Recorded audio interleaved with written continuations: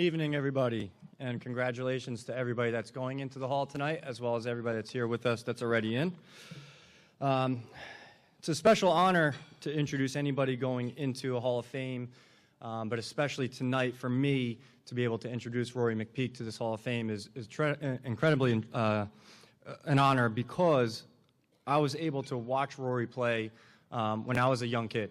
Rory played 3 seasons with my brother Brad, who played 4 years here at Stockton. So my first experience with any college lacrosse was Stockton lacrosse. And the first game I remember seeing, the first person I noticed was Rory. And Rory was very obviously a tremendous player. And if he wasn't, that would have also been very obvious, because he's the biggest guy in the field. So good thing you were very good. But one of the things, too, what was special about watching Rory play was the way he conducted himself. And for me, as someone that was just starting to play the game, and Rory may not know this, but I was copying the things that he would do, and Kevin Logue as well. So Kevin Logue is also in the Hall of Fame for men's lacrosse. And to be able to watch those two players play, it actually impacted me a lot more than they may know. So I'll get into a couple things about Rory and his career here. For his first 3 seasons, Stockton was not affiliated with a league, therefore he cannot get a league award. So in 2000, he was Knickerbocker Conference first team. He does hold the record for career assists with 137, and I will come back to that in a minute. He set the school record for assists in a season and points in a career that lasted 15 years, and that was broken by Nick Bologno, who was one of Rory's players in high school. So it was actually pretty incredible, and Rory was at the game probably feeling a little bittersweet that one of his records was going. For career ranks, he's first in assists, second in points with 267, fifth with 130 goals, and he's also fifth in ground balls with 263. So he was absolutely a complete player. For single season top 10 list, he was second, third, and seventh in assists, and fifth and seventh in points. So he did everything. He also finished 23rd in the nation in assists per game in 2000, and that was his best year when he did have 31 goals and 42 assists, 73 points, which is now currently the 5th best season total ever at Stockton. And for us as a lacrosse program, this is obviously very special. This is our second player being inducted. But again, someone that has continued to give back, has been a very valued member as an alumni, not only just in terms of what he does for our program, he's constantly supporting, but also what you see here is a lot of guys that made it out to celebrate this night for Rory, which I think is something that's still special and still going on with our program. And as I'd mentioned before, Rory coaches at North Hunterdon High School, where we currently have 3 seniors right now on pace to graduate and have played 4 years for us. So again, he's continued to be an ambassador to the school, which is incredible. Also, it does help that 2 of them are now are right up there with you and Kevin Logue as some of the best players ever play here. Tommy Gallo and Nick Bologno have both been All-Americans here and played for Coach McPeek at North Hunterdon. So without further ado, I would love to introduce Rory McPeek into the Hall of Fame at Stockton University. Ooh. Thank you, Kevin, for that introduction. It is nice to be able to give back and to follow some of my former players down here in the careers that they've had. It's nice to see. I want to start out by thanking the Hall of Fame committee, everyone at Stockton University Athletic Department, and especially John Heck for tonight. It's such a huge honor to be inducted into the Hall of Fame, and I couldn't be more prouder. But it's something that I since I got the letter, haven't stopped thinking about, and extremely flattered by it. I especially want to thank John. You know, he's been in contact with me recently about this whole night, but when I was here, I can thankfully say that I didn't have to spend time with him, which is a good thing, because I stayed relatively injury-free when I was here. But John was very supportive of the program when I was a player here, and it was nice to see him again tonight, putting on this ceremony. I also want to congratulate Shelley, Chris, Will, and the men's basketball team for their inductions. Hearing some of their their accolades and what they did when they were here, I'm going in with good company. Before I talk about lacrosse, I had a couple thanks I want to put out there. First, I want to thank my family, my mom, my brothers, my sisters for always being supportive. My mom especially, was probably always my #1 fan.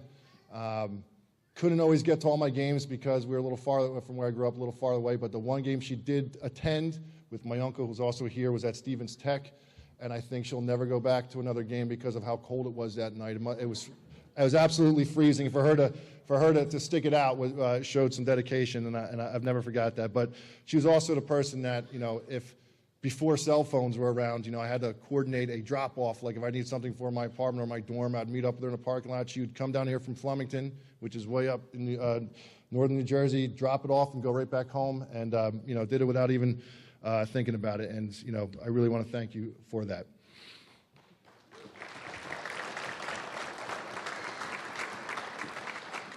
As Coach Zuloff said, I do coach high school lacrosse. I love it. It's a part of my life. It's helped me out so much. But with that, I also want to acknowledge my wife and my kids. It is anyone who coaches in here knows that it is a commitment. And when you have a family, a lot of that burden falls on my wife to have to take care of all the things at home, getting my kids around all their activities and sports. And she knows I love it. She just still allows me to do it. And I just wanted to recognize her because I truly appreciate it. Thank you. And I also want to acknowledge my kids. I got 2 of them playing lacrosse. The other one plays baseball. I just think there's still time I can convert them to lacrosse, but we'll see. But thank you. When I got the letter, like I said, I read it over about 3 or 4 times because I wanted to make sure I didn't read it incorrectly. I was really shocked to see that the Stockton had nominated me for the Hall of Fame. So I started thinking, just started thinking about lacrosse and this night and how it's had such a huge effect on my life. My buddy Jay, who's here, we started playing together in 6th grade, which is, or at least I started playing in 6th grade, which is relatively late by today's standards. Most kids are starting to play now in kindergarten.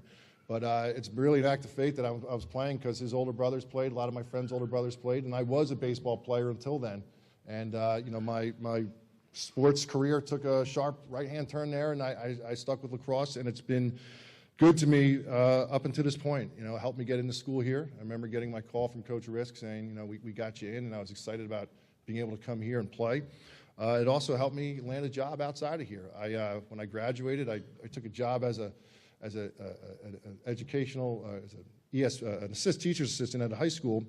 I went back and got my teacher certification, but I was also coaching at a local high school. And when I got certified to teach, it all fell in line, and I'm now currently teaching and coaching at as Kevin said, North Hunterdon High School.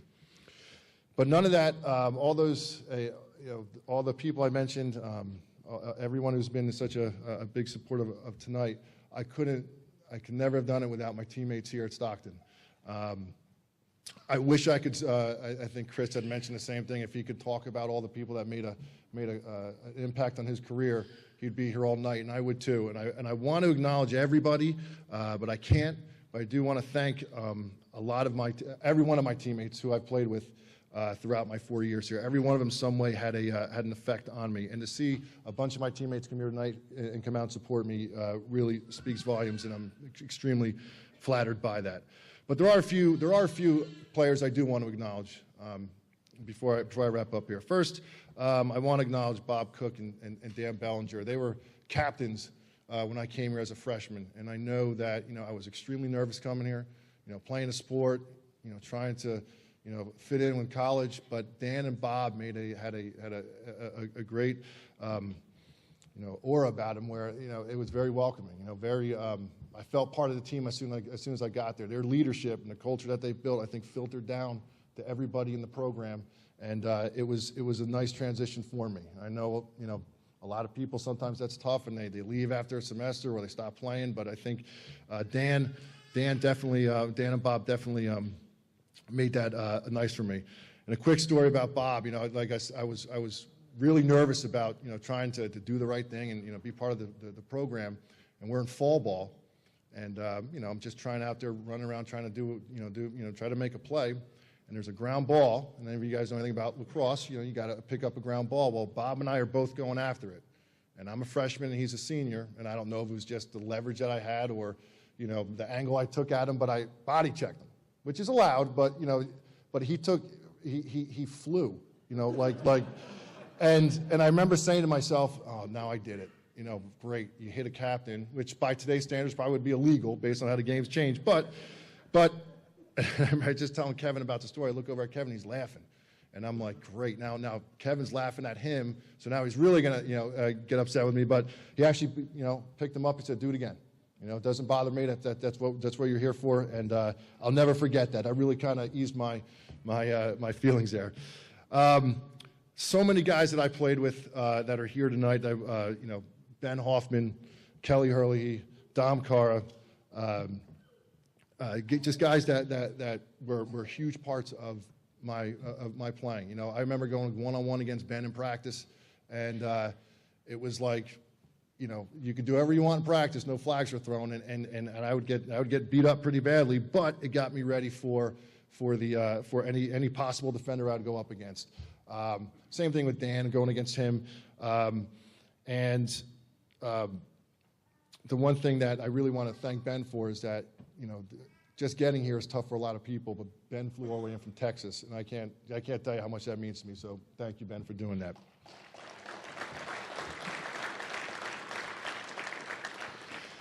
Okay, and also a lot of my teammates turned into good friends after college. Guys, I know we try to stay close, but Rick Brower, Jim Kraft, Dan Grun, Matt Gang, I lived with them in college. Great teammates, great friends, and still remain good friends with them afterwards. And two guys I want to acknowledge, especially, is Ben Schaible and Jay Seeger. We came in together as freshmen and stayed all 4 years together and finished our senior year as captains, and couldn't ask for two better guys to lead the team with. Finally, the two guys I kind of want to lump together, but Kevin had mentioned the stats, and yeah, they're nice, but like the reason why I think those were in place is because playing with guys like Kevin Logan, Pete Fasari. Kevin rightfully was the first lacrosse player to be inducted into the Hall of Fame, and when I think about the effect those two guys had on me as a freshman, to run with them on the same attack line, I knew if I wanted to play with them, I had to bring my A game, and I think they brought it out of me. Both of them were complete players, and unfortunately, Pete suffered a season-end injury his sophomore year, so we didn't get to play 2 years together. But there's no doubt that playing with those two guys in my first 2 years here gave me confidence moving forward, and probably two of the better attackmen I've ever played with. So, and it's nice to see that Kevin was recognized for his efforts, because I think he one of the best scorers I've ever played with. The assists, they're easy when you have a guy like Kevin. Finally, I have to mention the late coach, Dick Risk.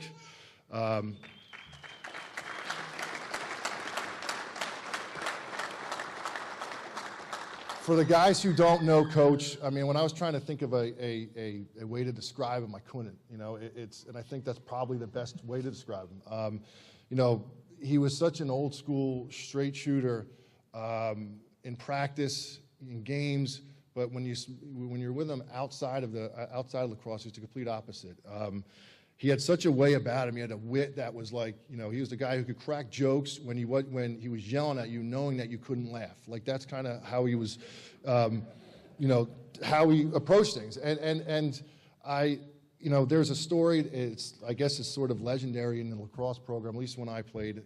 Kevin had mentioned it in his speech. It was funny because I listened to Kevin's speech. Now, when he mentioned a story about Coach Risk, I thought he was going to talk about some great game we came back on. No, or some great moment that Coach. He's talking about his time when we were down in North Carolina on a random field, right at school, and I took Coach out with a shot in the pregame. Yeah, they laugh because we know Coach, and Coach is, he's if you knew Coach, it would be okay too. But it was a 1 in a million shot, but it was it goes to show how much of an effect he had on us, because we couldn't function for a little bit after that. It was just when he finally came to, I was expecting him to really kind of tee off on me about how the heck, because the goal's there, he's standing over there, and the ball long story, the ball came out of my stick and went 90 degrees to the left and hit him right here. And yes, and it's funny because I talk to people that Coach is a legend in New Jersey. Coach Risk, you talk to anybody who's been around lacrosse for a long time in New Jersey, they all know him. And they all speak so highly of him. And when I tell them that story, they're like, oh my, they can't get over it. But I think it also goes to speak of the type of person he was. He said, the only time I ever got mad at you was when they had to reset my nose. Okay, well, that's it then good.